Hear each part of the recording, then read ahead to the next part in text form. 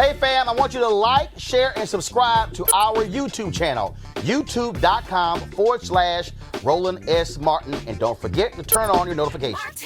Colin Kaepernick has settled his lawsuit that took place on Friday with the NFL. Well, he and Eric Reid sued the NFL, alleging collusion based upon them being kept out of the NFL as a result of them kneeling, protesting police brutality. Since that took place, Eric Reid has been signed, played last year with the Carolina Panthers. In this offseason, he signed a 3-year contract. Colin Kaepernick has yet to be signed by an NFL team. The question is, how much did both of them get? We don't know. Mike Freeman, NFL writer, has speculated, based upon his sources, it's anywhere from $60 to $80 million. Others say it's not as much. They've all signed a non-disclosure agreement. We don't know. His attorney, Mark Geragos, released a statement saying that there will be no commenting on exactly what this settlement was, but it still is a huge, huge deal that this settlement was made. Joining us right now is Bill Rhoden, longtime columnist, sports writer for the New York Times, now also writing for The Undefeated. He is the author of the book of $40 Million Slaves. Bill, glad to have you on Roland Martin Unfiltered. Hey, Roland, how you doing, man? Always great to be with you. Yes, sir. So just your thoughts on the NFL agreeing to settle this lawsuit with Colin Kaepernick. Folks like me say Kaepernick, his attorneys, they had the goods on the NFL. The NFL was still getting bad publicity with black celebrities refusing to participate in the Super Bowl. They want this off of their radar. Yeah, you're right, Roland. But they want this to go away. And I also agree with you that I think the last thing the NFL wanted was, forget what the collusion case. They didn't want this sensitive internal documents that may have not had anything to do with that. They didn't want that stuff up in public domain because no telling what that disclosure was going to find. So you're right. They want this stuff to go away, and they wanted Cap to go away. Now, the big question, I don't know how you feel about this, I have a sense that maybe part of the thing is some team might reach out to him. I guess the question at that place becomes, does he take it? Does he take the bait and play, or does he hold a press conference and say, listen, I've had my run. I've got CTE concerns. And there was a time when I played football. I was really good at it, but now I'm moving on. And so you don't. Well, according to his attorney, according to Mark Geragos, Bill. Unlike Ali, who came back and was, Ali's legacy really grew when he came back. But remember, I don't know Bill, if that's going to be the case with Kaepernick, because it's a team sport. So I guess the question becomes, if they do offer him a tryout, does he take it? But I think at this point, he won. He started a movement. There's nothing they could do to take away his legacy. The question is, does he play? And I guess if I were kind of him, I don't know. I know he loves to play the game. He probably wants to play. He could use that great NFL platform to further his causes.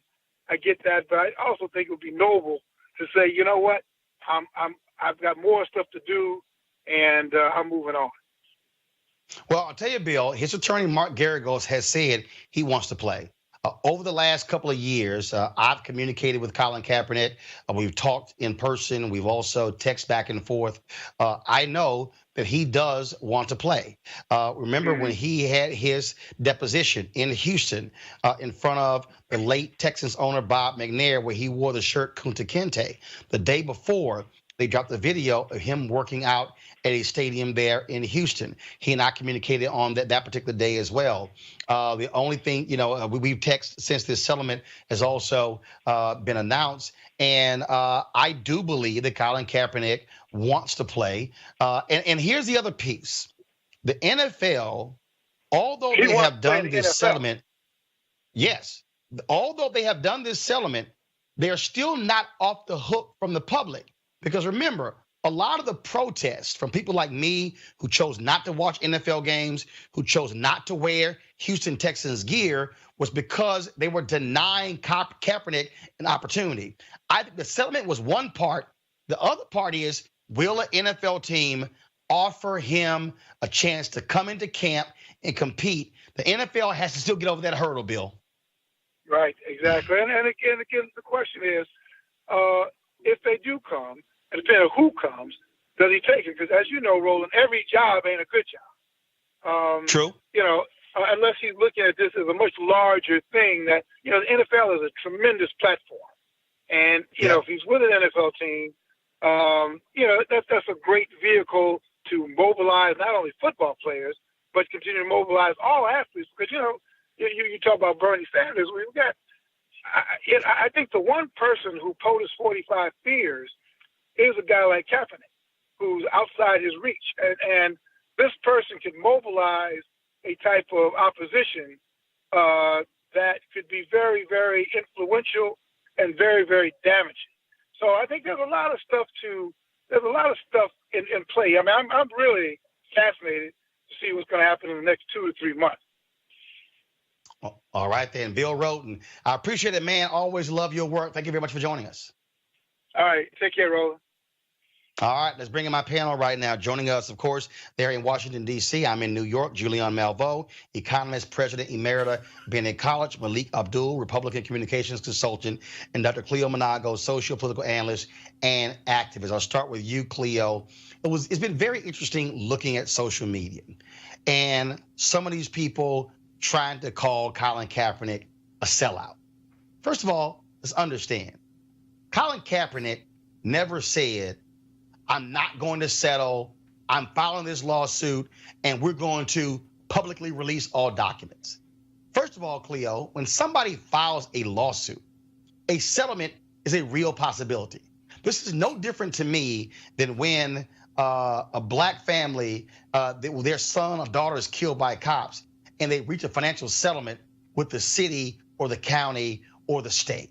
I mean, and so I think it's idiotic for these people to call Colin Kaepernick a sellout because he settled. None of us didn't have the career. He was suing, spending his own money. And so if he felt the settlement was a fair offer, I think it's nuts to call him a sellout. Well, Roland, that some of these people don't have a life and they do nothing but find new opportunities to call people a sellout, usually behind some kind of anonymous, we don't even know who half of them are who doing these accusations. They just need a life because it's insane to call Kaepernick a sellout. The man sacrificed a career that he loved and was good at and built to stand up for black folks. How are you going to call somebody like that a sellout? So that's ridiculous. But my question is, to black folks watching, is the NFL worth our investment and our time? Because it's clearly a racist institution. I want to reiterate that the reason we're talking about Colin Kaepernick is because he couldn't get hired because he stepped up for black folks and was whiteballed as a result of that. So my question is to the community, is football worth it now that we know clearly without any question that it's a white supremacist, racist institution that has no respect for black men?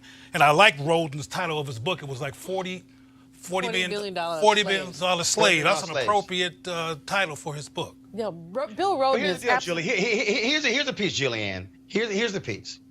The NFL is the most popular and profitable sports league in America.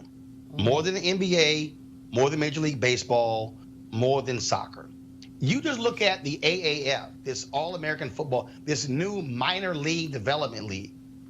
And when they actually debuted on CBS, their ratings were higher than the NBA game. Wow. So America has this love affair and fascination with football. And there were a lot of black people who said, I don't give a damn about Kaepernick.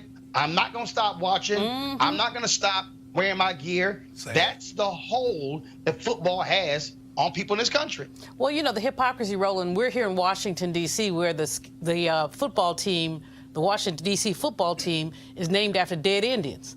And black people who would not watch a team that was called the N-word still gleefully put on those dead skin, I call them the dead skins, put on those dead skins paraphernalia and deal with that.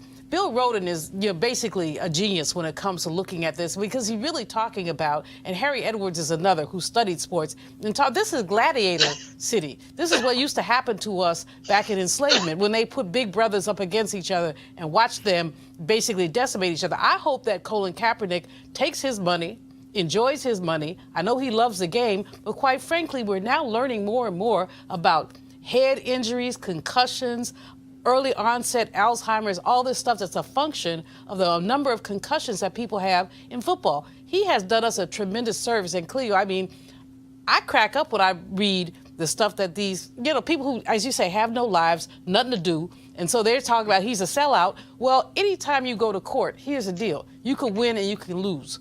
Collusion is almost impossible to prove. But the fact is that he was going to shine some light on the dirt in the NFL, and that's why they settled. This is a predatory capitalist organization that is in bed with the so-called patriots, has had contracts, money from the Department of Defense. We pay, the United States, our taxpayer dollars pay to play that Star-Spangled Banner and all that nonsense. And it only started really after September 11th of 2001. And so let's just be clear about that. Be clear about the way that predatory capitalism is extracting surplus value from our communities, and the ways that Colin Kaepernick, bless him, stood up for us. And anyone who says he's a sellout doesn't understand economics, they don't understand the law, and quite frankly, they don't have any integrity. Malik, what I said to Bill was that the suit was one thing. Them whiteballing Kaepernick is another. It is undeniable that NFL teams have signed quarterbacks who are atrocious, who do not have the record or the stats of Colin Kaepernick. I still contend that the real question now is whether or not an NFL team is going to have the courage to sign Colin Kaepernick. If you have a man in Carolina, Cam Newton, with his injured shoulder, he could be out the entire year. The question is, will their owner, the new owner, sign Kaepernick? He, of course, has been highly critical of Donald Trump. Look, will the Patriots do it? They're best buddies with Donald Trump. And the Trump factor, Malik, is still there. The NFL teams are scared of him tweeting, trashing them. Your thoughts? Yeah, well, they may be I don't know. They may be afraid of that, but the reality is, and to you said earlier, we were talking about the idea that people were calling him a sellout. NDAs are pretty standard, and I don't know if most people know that NDAs are pretty standard. In this case with Colin, it's what I would hope for him after this. I personally don't think that an NFL team will bring him on. I think at this point he's a liability. We can disagree or whether or not he is one, but I do think that he's a liability at this point, and so I can't see a football team bringing him on. Liability to what? And to who? To who? We can say that he's a liability as far as the team is concerned, is what the things that they consider for their team. So I doubt that any team will bring him on with all of the attention that someone like Colin Kaepernick brings. There's a lot of things that we talk about. The NFL hasn't changed. The NFL is the same NFL it was before it employed Colin Kaepernick. They've had problems with misogyny, homophobia. They've had problems with violence. This is something that's not, this is not new in the realm of of the NFL. So I think part of the problem is that what we found with this Colin situation, as many people that you have calling people sellout, those same people were calling other people sellouts for not agreeing with Colin's protest. The idea of the protest, it's become a symbol of a lot of our, grievances or whatever you want to call it. And I think that's part of the problem. And it leads to him being a liability really for any team. I think, Malik, I think that's nonsense. And that is, well, it is there because what you have is you have teams who say, are we going to weather the pushback from fan base, from potential sponsors? I mean, that's there. Go ahead.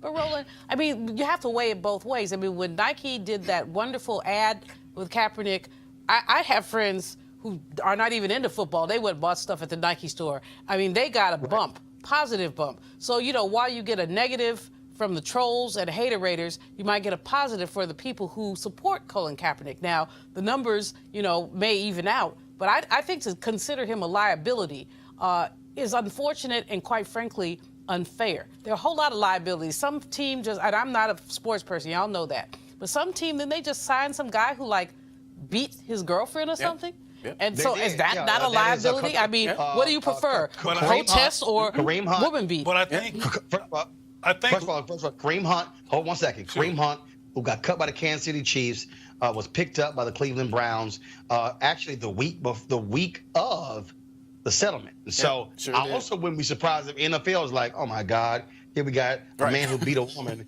And then, man, we better settle this damn lawsuit. Go ahead, Cleo. Final comment before I go to my next story. I think we should be clear. From my perspective, liability means he might expose racism again.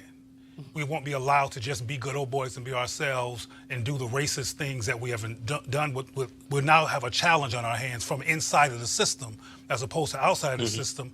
That's considered liability from my perspective, and I think we should need to say that, because it's all right to have a domestic violator, etc., but not somebody who's going to expose that we are a racist institution with nothing but black men that we need, or else we're nothing. All right, folks, back to our Roland Martin Unfiltered video in just one moment. A lot of us out there want to be healthier in 2009. We want to change how we look.